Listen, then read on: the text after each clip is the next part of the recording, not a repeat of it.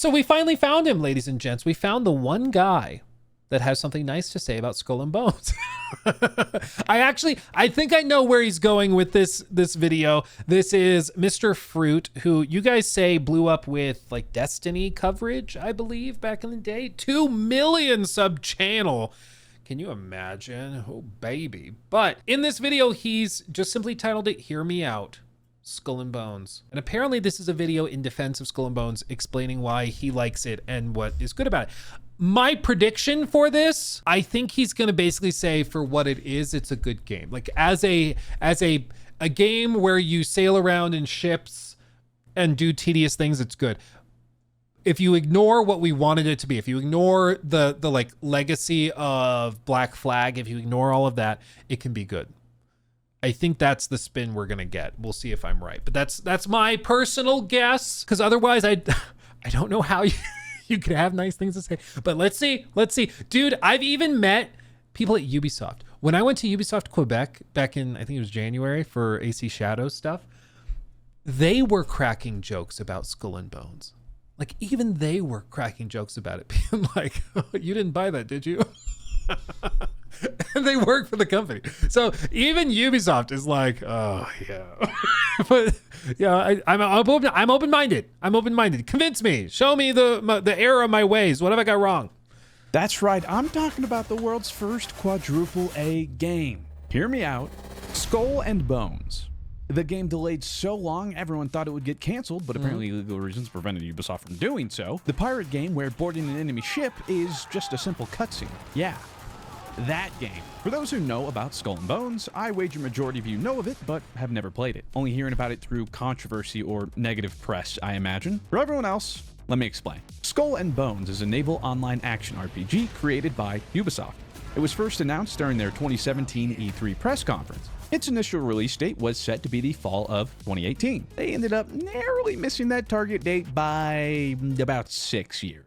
It finally released in February of 2024. The initial reveal of the game made it seem something more akin to a hero shooter, but with pirate ships. What we ended up getting was quite the opposite. Instead, it's now an online open-world RPG with resource gathering, crafting, leveling, quests, progression, and more. What people were expecting was something akin to Assassin's Creed Black Flag's naval combat, but multiplayer. Skull and Bones is not that. And I wouldn't really say it's a pirate simulator either. In fact, the Steam store calling it a naval online action RPG is pretty apt. I found that I started to enjoy it when I stopped thinking about what it could be and instead played it for what it is. This happens a lot, to be fair, where a lot of people will critique and discuss games because they don't live up to what they wanted it to be, and they're frustrated by that, and so it's therefore bad. But you have to always kind of meet the game sort of in a halfway spot between what you were hoping it would be, what you imagined it would be, and what it is, and what they were trying to make. Otherwise, it's just unfair. Like if you play the original Last of Us game and you're pissed off because it doesn't have an open world, like that's a stupid reason to not like The Last of Us. You know, like it's not what it was trying to be. So of course it's not going to have that, and it's not going to be good at that thing because it's not what it is. With Skull and Bones though, I feel like it's really tough to separate out the legacy of Black Flag from it, because even, I mean, it's easy to forget now, but Black Flag launches in like 2014. It's beloved, almost immediately a classic. People eat it up and adore it. And over the next 3 years, which is, it's weird to think Black Flag to 2017 is only like 3 years, but over the course of the next 3 years, there's leaks, there's rumors of them. 2013, okay, so 4 years. There's leaks and rumors over, you're right, because Unity's 2014. But over the next few years, there's leaks and rumors of a Black Flag game being made for like multiplayer, like a big MMO sort of Black Flag game, and people are really excited about that. They're like, interesting, that could be cool. And so immediately the expectations started to be set, and it just kind of makes sense. Ubisoft just made a really well received and appreciated pirate game. They're doing an online game. They're probably going to do basically Black Flag, but online. And I think that is why the expectations immediately started there. The other problem for Black Flag, as I'm sure he's going to get into, is that over the next, after they announced it, 6-7 years, it changed so much, so many times, that by the time it came out, nobody knew what it was supposed to be anymore. Nobody knew what the vision was because it had changed like 3-4 times. I think they went through 3 separate game directors over the course of that like 6-7 year period. I see what you're doing, Lames. I see what you're doing. It's less a pirate game and more a pirate ship game. Think of your character as the pirate ship, and the game makes a lot more sense. The game's been out for... Yeah, dude, they have healer ships. Which, like, it's just so insane. Like, again, like, okay, we're just going to make Overwatch, but with ships. That's kind of what it started as. And so they had healer ships, and you're going to launch these barrels that heal other ships. And of course, your ship has stamina, which got memed into oblivion. The idea was basically, no, it's not the ship that has stamina. It's the crew that has stamina, but it also feels weird. So, yeah, it's just, but he's right. He's right. It's a pirate ship game. It's not a pirate game. For over a year now, and just recently entered its Year 2 Season 2 update. So, why now? And honestly, it's because I saw some tweet months ago about how they're looking into on-foot combat and had some teaser footage. I'm not sure when it's planned to enter the game, but that tweet did one major thing for me. It reminded me that this game exists. And then imagine my surprise when I find out it's still getting updates. Not only that, but we're talking potential major overhauls like on-foot combat? The heck they doing over there? Now look, Ubisoft can be a bit of a red flag, so I understand your hesitation. But I'll give them one thing. They end up supporting games for a lot longer than I or anyone else think they probably would. I don't know if this is more of the legal behind-the-scenes stuff that we're not privy to, which seemingly forced them to see the project to completion in the first place. So perhaps there's something about providing X amount of years of updates post-launch. But here's what I do know. I'm glad they are. Here's what I think, and I've said this in videos I've done on this. I think they are keeping this alive, afloat, dare I say. They're doing it specifically because there is the rumored Black Flag remake that's coming late at the end of this year, probably more like early next year based on current understandings of where the game is in development. But they have a Black Flag remake coming out, and that works out where they're going to be adding on-land combat at almost exactly the same time or right before that Black Flag remake comes out. So I think their goal is to basically get the game to be, at least structurally and in terms of format, what people wanted it to be, which is Black Flag, but online with friends. And then they're going to announce Year 3 content support right as Black Flag comes out, and they're going to do some big cross promotion where like, oh, you get Edward Kenway, or there's an Edward Kenway quest within Skull and Bones or something like that. And they're going to try to bring people over who play Black Flag's remake and are like, that was awesome, I want more of that. And they're like, yeah, we'd have more. We do over here in Skull and Bones. And their hope is that they can win people over with that. And I think it's not a bad idea, honestly. Like if they can actually get decent hand-to-hand combat, some decent new questing and things like that that make it not so repetitious, I think it actually could be genuinely successful. Because as I said from the outset, like all the way back in 2017, I'm sure I said this basically just that if they did Black Flag online, I think that's successful. I think people would play that and enjoy it. Just Black Flag, but with friends. I think that does well, but that's not what Skull and Bones is. But they're actually slowly morphing it into that, which is why I think we could actually see sort of a comeback for Skull and Bones. It's not impossible. It's not impossible, dude. Because here's the hottest take you'll hear all day. Skull and Bones kind of slaps. So after seeing that tweet,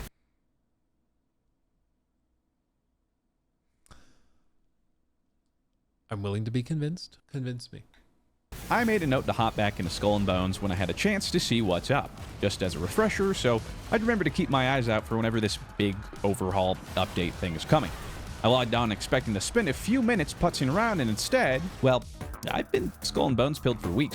Dude, 65 hours? Jimbo404 donated $10 through Super Chat. Let him cook. Thank you for the 10. Let him cook. He's burning at this point. I'm open-minded. I want to hear the case, because I've gotten to play. I've not put in 65 hours, to be fair. I did get to play a very late end game build on a couple of occasions as part of like preview events that they did. So I have tried Endgame Skull and Bones. I just didn't have to grind for it. And even then I was like, my problem is with the format and the content. Like there's not enough content there, at least yet. But let's see. Now. So instead of spending Dude, if this was sponsored, it'd be very funny. Can you imagine? I'm waiting for the shoe to drop. It's sponsored. No. He's got Advanced GG as a sponsored new fruit lemonade. Okay, cool. spending more time telling you what it is, what it could have been, the problems people have with it, or why many didn't give it a chance. Mind you, I'm not saying that that stuff isn't important or that the people were wrong for thinking that. I'm just here to tell you why I'm loving Skull and Bones. And I never thought that would be a sentence to come out of my mouth. Let me walk you through a typical Skull and Bones gameplay loop. You log in and grab as many bounties, quests, and jobs as you can hold from one of the 2 major outposts. You ensure you've got enough food and ammo for your voyage, collect any resources that were refined while you were away, and queue up some more. You'll get the new ship blueprint you've been dying to craft, and then track the recipe so you remember what items you need while you're out sailing. You almost forget to go to your illegal hideout to check in on your black market enterprise. Perhaps there's some interesting supplies available or new orders to fulfill. Finally, you set sail. You pull up your map and try to decide what to do first. Should I go based on proximity or interest?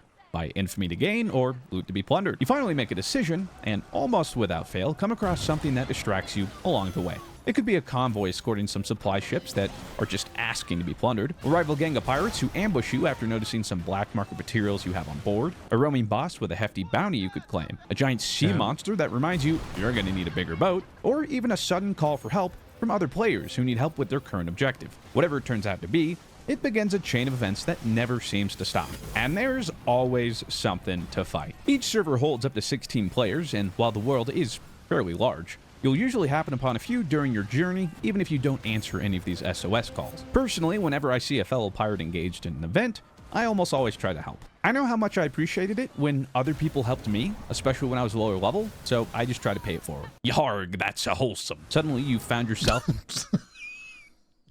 Yarg, that's wholesome. So maybe it's just me. Like, my brain does not get a dopamine rush from doing like the same thing so many times unless the reward is significant. Like if I'm grinding in Monster Hunter and I'm trying to get like, you know, the plate I need, or I'm trying to get a gem or whatever I'm trying to get, the grinding might get tedious and frustrating. And it's like, I fought this Odageron 15 times. I'm going crazy. And you're just going through the motions because it's the same thing. Just like with this, it's the same fights against the same types of ships over and over and over again. But you put up with it because you know the reward's going to be so good. And, you know, in that case, you finally get the plate you need or the whatever material you need. You get to craft the armor and it's a rush and it makes it all worth it, right? In this, I like, you get to upgrade the ship a little bit. You might get some new cosmetics and stuff. But in my experience with Skull and Bones, there's so much grind associated with such little payoff that it's really tough to get that dopamine payoff to make it worth it. Yeah, like the cosmetics were poor also. Well, and I don't know. I liked that in Black Flag, you know, as you're doing upgrades, they're tangible, but they're also like not just like you see it visually represented on the ship, but it also can totally alter and change the gameplay. It can change what types of ships you're able to take on and fight against. It can significantly change it. With live service games, the age-old problem is that they're trying to make something you can play for hundreds of hours. So they have to break down those big leaps of improvement into smaller bite-sized portions. So you can, you know, oh, I got a 1.5% damage boost. Ooh, I got a plus 50 to my health. Now I have 4,085 health instead of 4,035. Like, they're trying to make it small enough that there's lots of content for you to grind. But that means that each improvement is pretty minimal and iterative over time.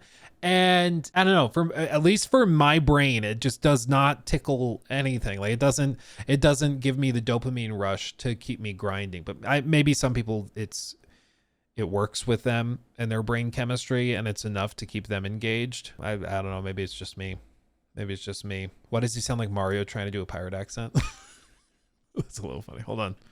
when I was lower level, so I just try to pay it forward. Yarg, that's a wholesome. Suddenly you Dude, that's pretty close, Katie. Yeah, he sounds like Mario trying to do a pirate accent. me, especially when I was lower level, so I just try to pay it forward. Yarg, that's a wholesome. Suddenly I was like, Yaharg. That's a wholesome. you found yourself in quite a few kerfuffles. Perhaps you plundered a fort or two. You bought some supplies from a settlement, completed a side quest, and collected a few resource nodes. Before you know it, your ship's cargo hold is completely full. So you find the nearest place to dock. Upon arriving, you realize one of those treasure maps you looted off a random ship leads to a chest in this location. You don't pretend yourself into thinking it's at all trivial, since there's a giant claw emanating from the buried goods. You dig it up, gather goods, and dump all non-essential. That's the other thing with Skull and Bones is the inventory menus and stuff are ungodly. Like, look at this. Like, I feel like you need to just take 10 minutes to understand what each menu is trying to even tell you. It's just like a cargo box full of garbage and then another one in your warehouse full of food and other garbage. Like, it's just so tough to read. It's not well sorted. It's Essentials into your I'm sure you pirate get warehouse. used to it. With a lighter Damn. load, you take assessment once more to see what's next on the docket. If perhaps that something is on the other side of the world, as long as you've unlocked a fast travel point, you pay a small silver fee to make the trip much shorter and to start your conquest anew. That, in a nutshell, is Skull and Bones. A combination of different events happening around this fantastical pirate world that are always just enticing enough to get you to join. And why do I say fantastically?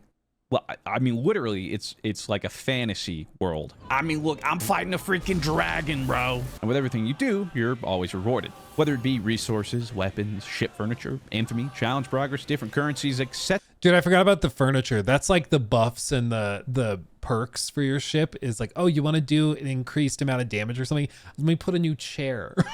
Like, that's how they do it. Now, I'm not going to pretend that it doesn't get repetitive, because it does. But the thing is that I don't feel like I'm just doing the same things over and over.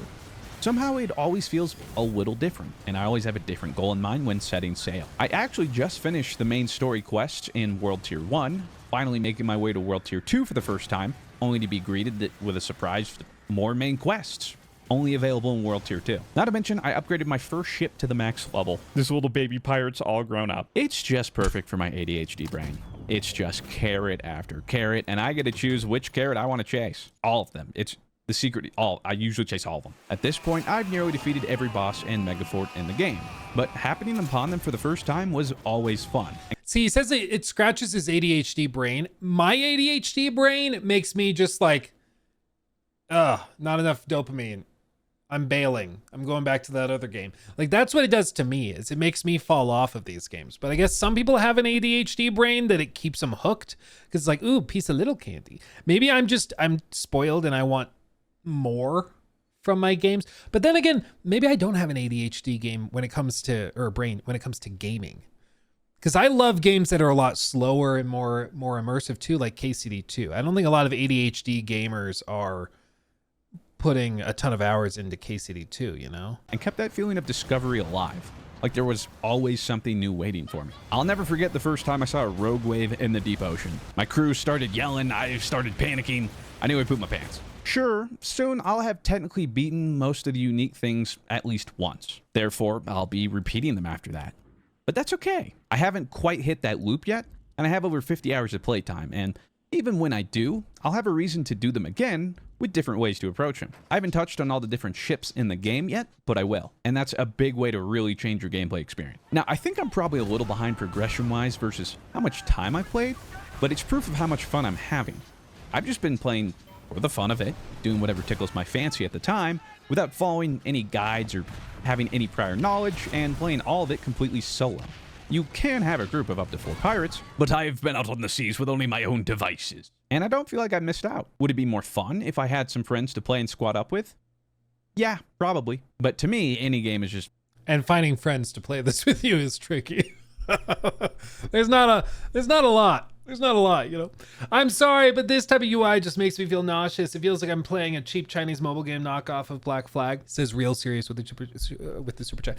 I think, yeah, the UI is one component where it burns me out, and I get, I don't know, it's just too busy. It's way too busy. With a game like this, why do you need friends? Dude, it's like with Suicide Squad. I've told the story 1,000 times, but dude, with Suicide Squad, I wanted to grind that out with friends, like a full party, and I offered to buy Suicide Squad for my friends from college to play through the whole game with me.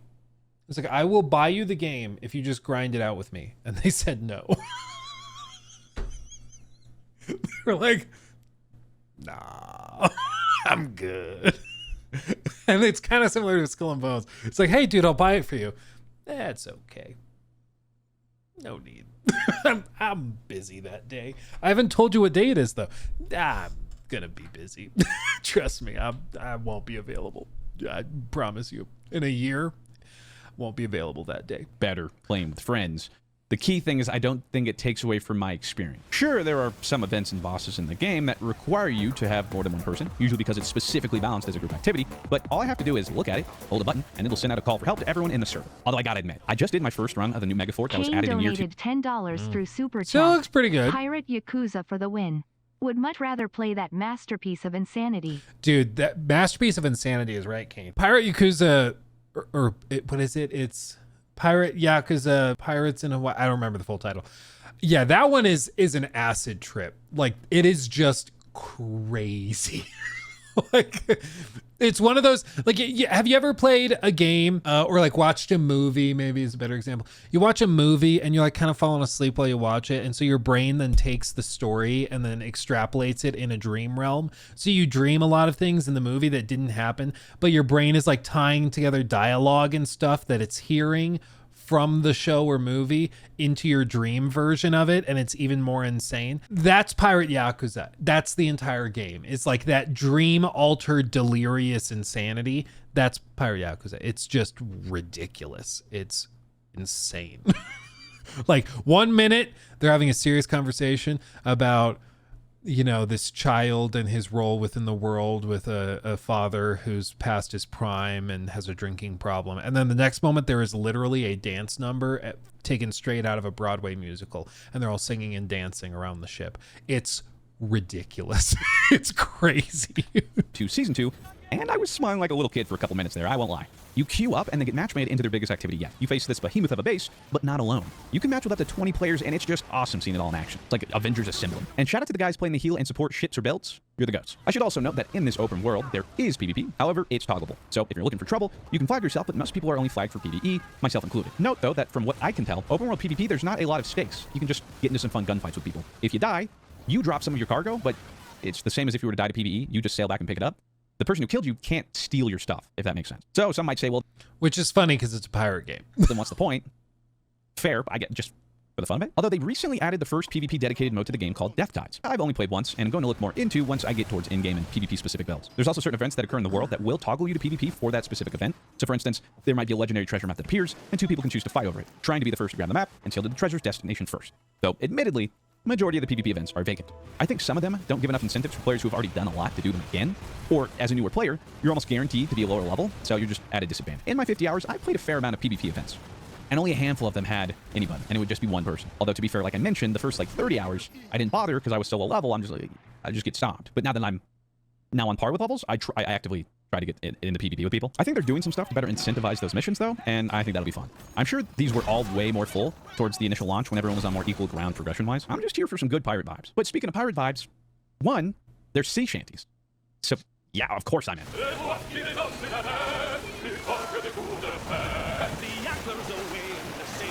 I just can't get over how like, again, it's a pirate game, but they seemingly have stripped out a lot of the pirate mechanics as well.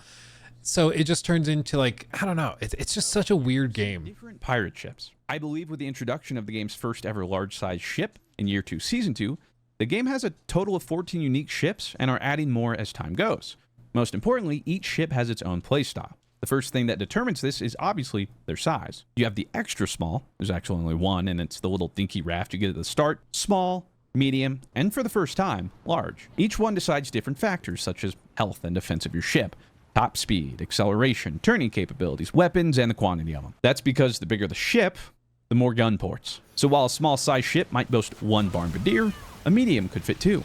A small would have 8 cannons per side, but the newly added frigate would have 13. Then you have the classes, which mimic the classic Holy Trinity: DPS, tank, and support. Each ship also has their own unique traits and resistances. I spent most of my time playing with the medium ship called the Sambug. It's a DPS ship that's all about fire damage. Its unique perk makes it so that when you set an enemy ship ablaze, which is a burning damage over time effect that occurs once you stack enough fire damage, it immediately triggers a massive amount of damage, lets you deal increased damage to ships that are ablaze, and most importantly, spreads to nearby ships if they're close enough. It's stupidly fun to get a bunched up group of ships, set one on fire, and see the fiery domino effect. It never gets old. See, this is what's also funny about this is that Skull and Bones now, like they describe it as an action RPG, but based around ships and building out different version of your ships based on the furniture you have on the ship. It's very, very weird, and it's not at all what I would have thought they would do with Skull and Bones, but it goes back to his primary thesis, which is if you play Skull and Bones for what it is, you can have fun with it as like an ARPG that is just about customizing your ship. It's not actually about being a pirate. And I think that's just the small distinction that, you know, they disconnected with players over, is that a lot of players wanted it to be a pirate game, not a pirate ship game. That's the difference. But going back to this, I won't go through like absolutely everything in the videos because I want you to still check it out and watch it yourself. There is a good amount of stuff here, empire opportunities and stuff. I do think there is a way for them to build this out into a game that people could connect with. I think it was just mismatched expectations. And then I think, again, like just at the end of the day, a lot of people thought that it was going to be a pirate game, not a pirate ship game. And so it just fundamentally is not the game that they wanted it to be. And now they're like, okay, well, never mind, you know? So I hope they can continue working on it, because of course it'd be good if they could make a comeback. I mean, imagine how freaking funny it would be if Skull and Bones actually pops off and ends up becoming like, if it was actually something that would be, wildly popular and like it gets an audience and starts doing really well. It would be really funny, and I would have to give them credit for it, honestly. But still, for the triple or quadruple A advertisement didn't help either, dude. And I've said this before, but I spoke to somebody at Ubisoft who knows, okay, this person pretty high up, and they said that at that earnings call or whatever it was, Yves Guillemot had a piece of paper in front of him with all of the text on it for what he should say. This is an earnings call. This is something where investors are listening for every word or absence of words to determine whether they should move hundreds of millions of dollars in and out of your company, okay? Everything is written down, checked by lawyers, checked by the finance team. Everything is double and quadruple checked to make sure it's all exactly what it should be. And Yves is reading off of that, and apparently that line about Skull and Bones really being a quadruple A game, that was ad-libbed. He was supposed to be reading from the sheet, and that line, the quadruple A mention about Skull and Bones, was something he said off the cuff that was not approved or on the paper. So everybody that was sitting there was just like, what did he just say? We're going to get toasted over. What was he thinking? Like, what he meant was, in terms of budget, we spent quadruple A money on this game, which was true. But that does not mean that it looks like it or plays like it. You know, it's a separate thing. It's a separate question. It was flippin' hilarious. Flippin' hilarious to see that there was that disconnect. Like, maybe it's a language barrier. Maybe it was a language barrier, and like in French, it didn't sound as bad as it did, but man, it was a mistake. It was a mistake because it got memed into oblivion, dude. People still refer to it all the time. All the time. So to wrap all of this up, I appreciate the video offering a fresh, honestly, very fresh perspective on Skull and Bones. And I quite obviously, there are people that are having fun with it. You can load into Skull and Bones, and there are players in your lobbies and in the servers. I don't know how many players they have. I don't know how, like, successful it's been. Probably, like, I don't think it's turned a profit, certainly, but there are people in it that are enjoying it. And I think this video represents why some of those people are enjoying it. Does that mean I will like it? I've tried it. It's not currently for me, but I think it could get to that point if they continue to make some of these improvements that they've already talked about making. I think they definitely could get there if they just made it Black Flag online. I don't know if they can make a game that currently is a pirate ship game into a pirate game, but I think they're trying. And I think that if they get the timing right, it actually could be pretty cool because they will have Black Flag remake. Players will play that, be like, this is awesome. I forgot how much I love pirate stuff. And then they can provide this pirate experience over here that I think could scratch an itch people didn't even realize they had outside of like Sea of Thieves or something. So I think it could be successful in that pursuit, but it's they have a lot of work to do. They have a lot of work to do for sure. But I'm glad to hear somebody, just come out and say that they're having fun with it. Even if it's not popular, even if it's not, you got to respect it a good amount, for somebody to just be like, hey, honestly, I like it. We ran into people who said and came out and were like, hey, honestly, I really like Suicide Squad. They came out and said that. And honestly, I respect it. As long as you're like, this is why I like it. This is the gameplay. This is what I'm connecting with. And this is what I like. I can respect that. It's like some of those guys we saw on launch day who were like, yeah, if you don't like or Suicide Squad, you're just a brokey. Like that's when we get to make fun of you because you're not actually, defending or arguing it. You're just complaining in a more clever way. But anyway, I'm really excited to see what they do with it. And it's always fun to revisit Skull and Bones and see where it's at because it is just fascinating. Technically, Skull and Bones is trending up to 1,600 people on Steam. Dude, that's actually kind of more than I would have thought because most of the players, at least anytime I've ever done an iTried video or something on it, most of the players, like probably 80-90% of them are on console. Seeing 1,600 on Steam is actually kind of surprising, honestly. Because that makes me think, are they at like 10-15,000 players concurrent across everything? If they're actually up there, like it's actually not doing terribly, Do you consider any game on the market to be quadruple A? Maybe Baldur's Gate 3, Red Dead 2? I don't know. I think it's a reach. It depends on what you mean by quadruple A, Cheetah Duck. The problem with saying that, and what Eve didn't consider, I think, is that when you say quadruple A, he meant it in terms of budget. Most people, when they hear AAA or quadruple A, they think quality.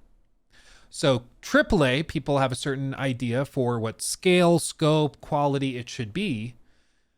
They're not thinking about the dollars it costs to get there. They just think, okay, basically with that budget, you should be able to achieve this level of quality. For Eve, he was just talking about budget. He's like, yeah, we've spent like hundreds of millions of dollars on this. So it's quadruple A. That's what he was thinking of. So it depends on what you mean. Are there games that could be considered quadruple A on the market today in terms of budget? 1,000%. Probably every Call of Duty, Fortnite, Roblox, those games are all they're probably quintuple A. I mean, they're freaking gigantic. Those games have billions spent on them like every year or two. Like it's absolutely outrageous. He took my thing.